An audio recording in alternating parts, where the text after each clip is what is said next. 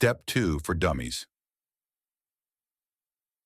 Came to believe that a power greater than ourselves could restore us to sanity. What it really means.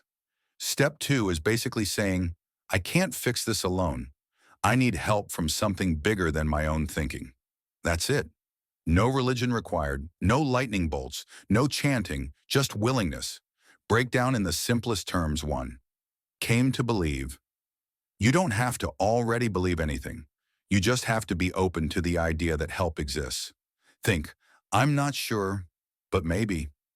2. A power greater than ourselves. This does not have to be God unless you want it to be.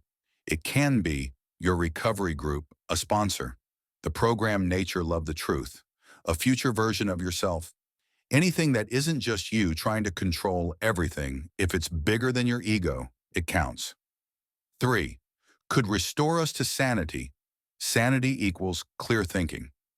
Addiction makes us repeat the same mistakes, lie to ourselves, make wild decisions, ignore consequences. Sanity means seeing reality, making healthier choices, not letting the addiction run the show. The step 2 mindset in one sentence. Maybe I don't have all the answers, and maybe something else can help me get better. Why step 2 matters? Because step 1 says, I can't do this. Step 2 says, but maybe something can. That tiny bit of hope is the bridge to step 3. Step 2 for Dummies, quick checklist. I admit I can't fix this alone.